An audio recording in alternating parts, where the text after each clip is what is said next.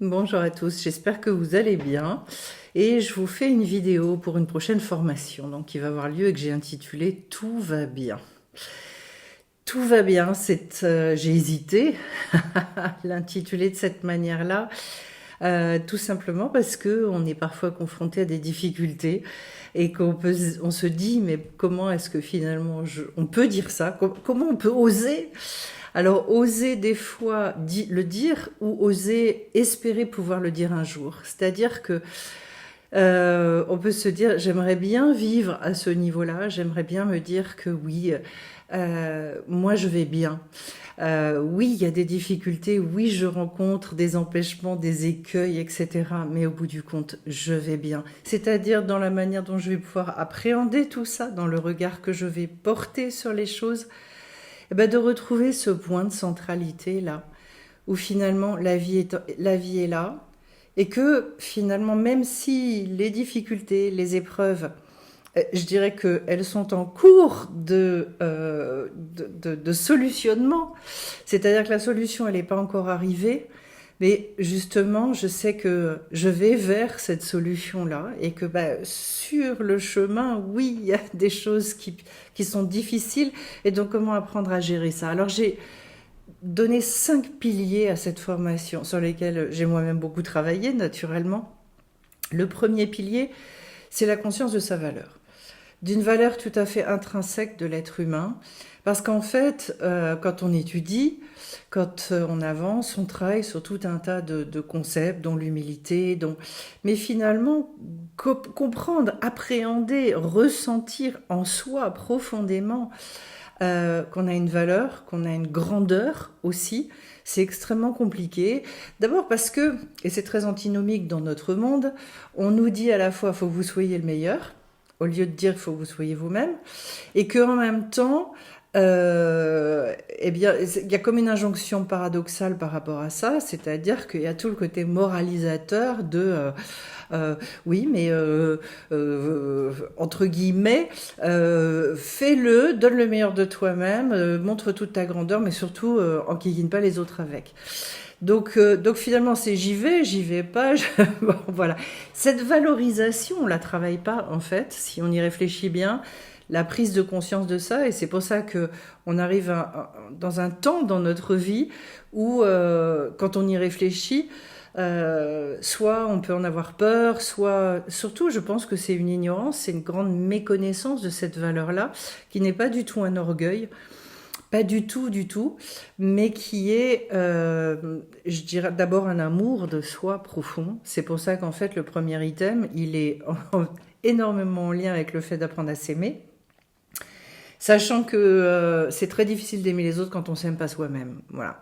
Donc ce premier pilier sur le fait de s'aimer sans condition, va être aussi en lien avec le fait d'élargir la conscience de son identité pour apprendre à être fier de soi. Donc c'est quoi être fier de soi et comment on fait quelque chose comme ça, et également de comprendre le rôle que l'être humain il a sur Terre.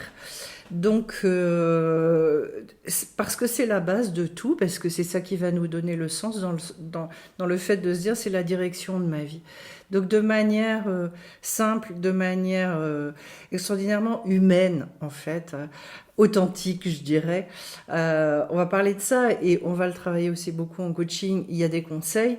Cette formation, elle s'entend comme vraiment une espèce de boîte dans laquelle il y aura beaucoup de choses à noter. Et puis après, en fonction des moments de nos vies, eh bien, on va ouvrir tel tiroir, refermer tel autre, parce qu'il y a des moments, c'est pas le temps de travailler telle ou telle chose.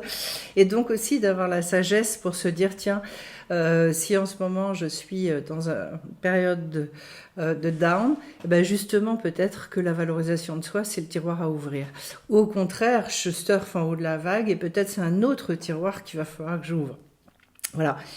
Ce qui n'est pas, alors je le précise, ce qui n'est pas Azamra, c'est-à-dire ce qui n'est pas la recherche des points positifs, c'est la conscience dans le fonctionnement et la création même de l'être humain, où se trouve cette valeur qui est une valeur intrinsèque, inébranlable, qui est sans condition parce qu'en fait elle est là.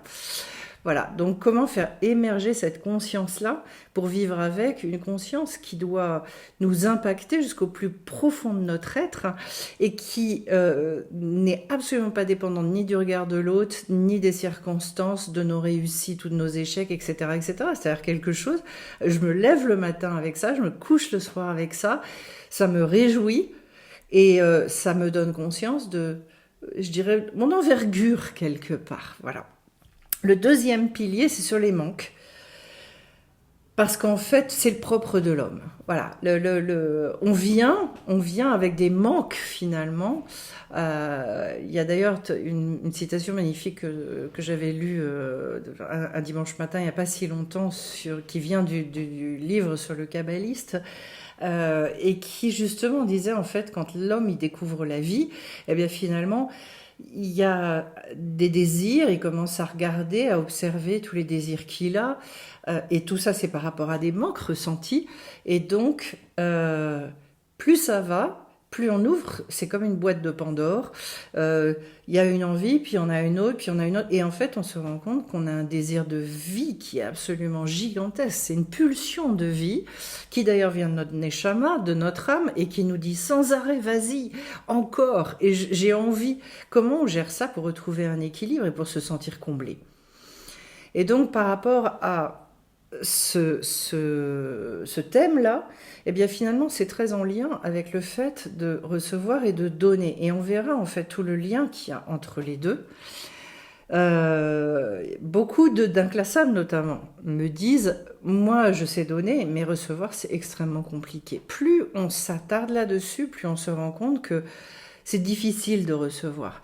Donc là c'est vraiment de s'ouvrir à cette réception-là, de comprendre nos manques, de les entendre, de les prendre en considération sans avoir peur, de se dire « Oh là là, mon Dieu !»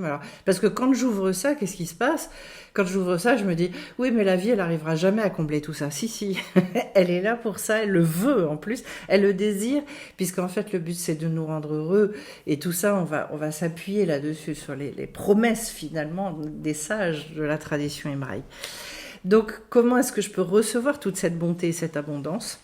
Ensuite, qu'est-ce que c'est que finalement de se faire receveur de cette abondance? Parce qu'en fait, on ferme. Ensuite, de décrypter aussi tous les messages du quotidien parce qu'en fait, au travers de ces messages-là, ce sont ces messages qui vont venir combler tout un tas de manques. Donc, comment est-ce qu'on arrive à lire ça? Pour arriver à des perceptions divines, c'est-à-dire une appréhension des perceptions divines, c'est par nos sens, c'est plus par le cerveau, et que ce sont toutes ces perceptions, ces sens qui vont s'ouvrir et qui d'un seul coup vont nous montrer qu'en fait, les choses elles sont là, mais qu'on ne les voit pas, on ne les sent pas, on ne les comprend pas. Et ça crée une espèce de rébellion par rapport à la vie, et une agitation intérieure terrible. Et donc, c'est pour ça que la formation s'intitule « Tout va bien ». En fait, c'est juste qu'on n'a pas les clés. Troisième pilier, ça va être « Hayom ». Hayom, en hébreu, ça veut dire « aujourd'hui ». C'est-à-dire, vous savez, on parle beaucoup, vivre dans le moment présent, le temps présent, etc., etc. Mais finalement, vivre dans ce temps présent, c'est quelque chose d'extraordinairement difficile parce que dès que j'essaye de capter, c'est-à-dire en fait de m'inscrire dans ce temps qui passe, qu'est-ce qui se produit? Me rattrape alors des paniques, des oui mais, des il faudrait que ça aille plus vite. Enfin, il y a tout un tas d'angoisse en fait, d'angoisse, de panique, de peur, qui remonte à la surface, comme si finalement, si on ne vivait plus dans cette urgence permanente, alors il nous arriverait mille et un trucs. Voilà. Comme si on se mettait en danger à ne plus vivre dans l'urgence, dans l'anticipation permanente, etc. C'est quoi donc vivre dans ce Hayom aujourd'hui? Et donc là, on retrouve encore quatre items. C'est-à-dire, en fait, comment est-ce que moi je peux éprouver du plaisir déjà avec ce que je reçois chaque jour? Étant donné qu'on aura expliqué comment décrypter ce qui nous est donné, eh bien du coup, comment je peux retirer du plaisir avec ça? C'est-à-dire avoir un vrai contentement à l'intérieur. Deuxième chose, c'est donc justement cesser de se focaliser sur nos manques. On les traite et on ne se résigne pas, attention, mais en même temps, ça ne prend plus toute la place. Une fois que c'est traité, eh bien finalement, je vais pouvoir être dans ce contentement de tout ce que je reçois. Et je sais que mes manques, ils ne sont pas oubliés, mais ils sont dans un endroit et j'ai fait tout ce qu'il y avait à faire pour justement être assurée que j'allais recevoir. La troisième chose, c'est toutes ces difficultés dont j'ai parlé à l'origine, comment est-ce que je peux les évacuer? Donc, au-delà de la émouna, de la confiance que j'ai dans la vie, comment j'arrive à complètement mettre ça de côté? Quatrième chose, c'est vivre dans la conscience du tout possible et du renouvellement permanent. Voilà. Renouvellement, renouvellement, renouvellement, qui fait qu'en fait, véritablement, aujourd'hui, là, maintenant, je ne vais pas regarder comme j'ai regardé hier. Et j'ai conscience que demain, mon regard il sera encore différent et encore plus libéré. Le quatrième pilier de la formation, parce que ça c'est un grand grand sujet, c'est quelle est la part de l'homme et quelle est la part de Dieu, la part divine, la part de la vie, vous l'appelez comme vous voulez. C'est-à-dire, si moi je reste pas à ma place, au sens de je vais vouloir faire des choses qui en fait ne m'incombent pas, donc je charge la mule, je prends sur mes épaules des choses que j'ai pas à prendre. Et au contraire, ma part, je la fais plus. Donc c'est très en lien avec tous les problèmes de procrastination, tous les problèmes de tristesse, tous les problèmes, vous savez, quand on se sent complètement submergé et que du coup, parce que moi, je ne crois pas du tout à la paresse, je l'ai toujours dit. J'ai toujours dit, même à des parents, quand j'avais des élèves plus jeunes, qui me disaient oh bah quand même. Et non, je disais, je pense à un manque d'intérêt pour les choses, en fait, voilà. Ou alors que, oui, on est submergé. Et à l'adolescence, Dieu sait que ça bouge tellement à l'intérieur qu'en fait, il y a trop de choses. Et quand il y a trop, eh ben, il n'y a plus rien, on n'y arrive plus.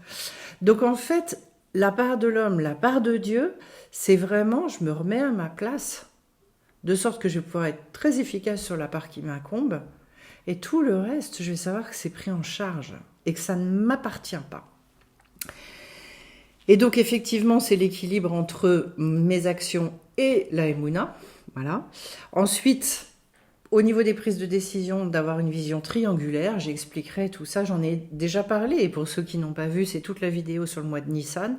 Comment est-ce que j'arrive finalement, pour pouvoir agir, à comprendre cette histoire de triangle pour arriver à l'équilibre, d'aller capter aussi toute l'énergie qui est sous-tendue dans mes actions pour que petit à petit, cette énergie-là, elle se régule et qu'elle corresponde à quelque chose qui est puissant, qui est vrai, qui est juste, parce qu'en fait, c'est là que ça percute et c'est là qu'on, j'allais dire, on ouvre tout et que tout devient possible, justement. Et puis, toujours rester en mouvement. Comment je fais pour toujours rester en mouvement? Ça ne veut pas dire de s'agiter tout le temps et d'être tout le temps dans l'action, mais dans un mouvement qui est sain, qui est équilibré et pas dans un épuisement. J'ai dit en mouvement, voilà. Ensuite, il va y avoir le cinquième pilier qui va être la simplicité. C'est sans doute un thème, c'est un thème extrêmement cher à mon cœur. C'est-à-dire comment est-ce que je peux me dire à un moment que tout est pour le bien, puisqu'en fait, ce que nous disent les sages, tout est pour le bien. À ne pas confondre avec tout est bien. De même que j'ai dit au niveau de la formation, tout va bien. Comment je peux faire en sorte pour que tout aille bien? D'accord? Dans le sens de aller, dans le sens de justement continuer à fonctionner, et pas bloquer. Et donc, tout est pour le bien, ça veut dire que même s'il y a objectivement des choses qui ne sont pas bonnes, d'abord c'est parce que j'ai une lecture très petite, restreinte, un manque de recul, etc., etc., et qu'au bout du compte, je dois m'attendre de toute façon à une réalisation bien au-delà de mes espérances. Alors comment est-ce qu'on peut arriver finalement à vivre ça? Parce que c'est toujours pareil. C'est pour ça que dans notre société, on entend plein de choses magnifiques. Le souci, c'est comment j'intègre ça, comment je m'approprie ça, pas à pas. Alors ça passe beaucoup par cette simplicité. La simplicité, c'est justement dans cette... alors on va parler d'annulation, on en parlera d'annulation. Euh, donc le fait d'accepter de ne pas tout comprendre et en même temps de ne pas en arriver à de la crispation ou à de la révolte ou à de la colère, etc. Comment on fait pour accepter de ne pas tout comprendre?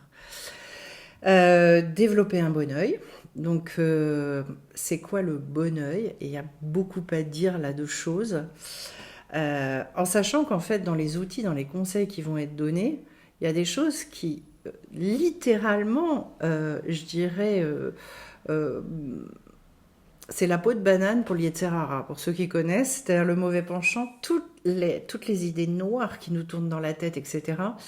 Au travers de ça, il y a le secret pour ne plus jamais entendre toutes ces voix négatives qu'on a dans la tête et se dire, mais de les reconnaître et de dire, en fait, même pas en rêve. Et d'avoir une espèce de lecture par rapport à ça qui inverse tout. Et ensuite, le fait, j'ai mis de raisonner en termes de complémentarité. Voilà. Donc, cette simplicité aussi, elle va nous amener à comprendre que nous, là aussi, nous remettre à notre place, mais sur un autre thème. C'est-à-dire, c'est pas à moi de tout faire, c'est pas à moi d'être au taquet sur tout, c'est pas à moi. Non, pas du tout. Et d'aller rechercher donc et de comprendre que la perfection, elle se situe aussi au niveau de cet ensemble. Voilà.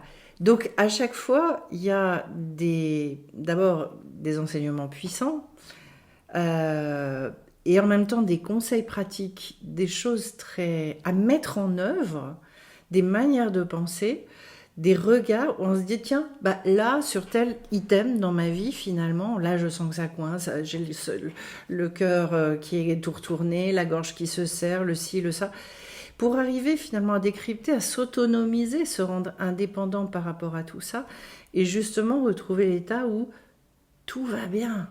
Et si ça va pas bien, comment je fais pour dégager finalement cette espèce de couche autour de moi qui fait que la gorge se serre, que le cœur s'emballe, etc. Parce qu'il y a moyen de le faire. Il y a vraiment possibilité de le faire. Et que même si j'ai des périodes un peu de down, ben ma foi, je vais plus rentrer dans des moments de ma vie sur du long terme. Il y a de nombreuses personnes, malheureusement. On est tous passés par là, avec des moments d'incompréhension où finalement on peut rester des semaines, voire des mois, certains des années, dans des moments où finalement on ne sait plus du tout où est la porte. Et alors qu'en fait, on a un pouvoir là-dessus. Pas du tout un pouvoir dans le sens de je vais y arriver, je vais faire avec mes forces, mais vraiment un pouvoir de se repositionner, réfléchir, revoir les choses complètement différemment. Pourquoi? Mais pour se reconnecter à la vitalité. Parce que qu'est-ce qui se passe quand j'en arrive là? C'est parce que je me suis complètement déconnectée de ma vitalité. Je ne vois plus bien, je ne perçois plus bien. Et le gros souci, c'est qu'on pense qu'on est, je dirais, c'est une fatalité de voir les choses comme ça. Pourquoi? Mais parce que le monde, il fonctionne comme ça. Mais le monde fonctionne à l'envers, on le sait. Donc en fait, on a l'impression que on n'a plus le choix et que de toute façon, fonctionner de cette manière-là et aller regarder à tout ce qui ne va pas et se dire que rien ne va, c'est normal. Alors qu'en fait, non, c'est pas la normalité, c'est la maladie, ça. Le fait de se dire rien ne va, tout est pourri, bon voilà. Ça, c'est une maladie dont le monde doit guérir d'ailleurs. Donc en fait, et comment ça va fonctionner? Ça va fonctionner parce que chacun, à son niveau, il commence à guérir de cette grave maladie qui emmène tout le monde vers la tristesse et la désespérance. Donc voilà, ces 5 piliers-là, qui sont des piliers, j'allais dire, vraiment travaillés, vraiment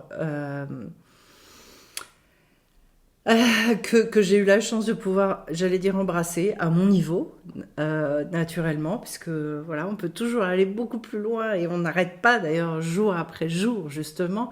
Mais il n'empêche que vient un moment où il y a cette espèce de, malgré tout, euh, cette sérénité qui arrive, ce shalom à l'intérieur, qui se dit, même si là, pendant 2 heures, pendant une après-midi, ouais, c'est dur là, mais en fait, je sombre pas.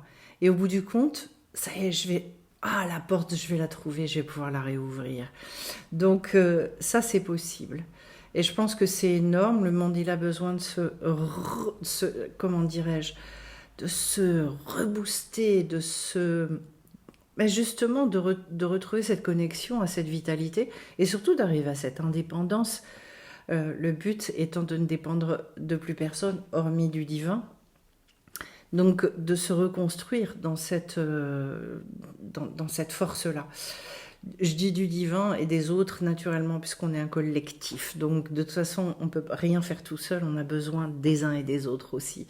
Mais malgré tout, indépendance au sens de j'arrive moi à prendre soin de moi, soin de mon moral, soin de mon identité, etc. Voilà, pour prendre ma place. Donc toujours la même chose, liberté, trouver sa place. Cette formation, donc, elle a lieu puisqu'il y a 5 gros piliers et bien sûr 5 ateliers. Ça commence le mardi 17 juin. Vous pouvez réserver sur sephirotetcompagnie.com. Elle a lieu via Internet, donc tout le monde peut s'y inscrire et participer. Si vous avez des questions, vous n'hésitez pas à me contacter. Et puis, je vous espère nombreux pour découvrir et pour ou ancrer, puisque voilà, certaines personnes ont déjà une certaine culture sur la tradition hébraïque. Eh bien, vous êtes tous les bienvenus et je vous dis à bientôt sur la chaîne. Bye bye à tous.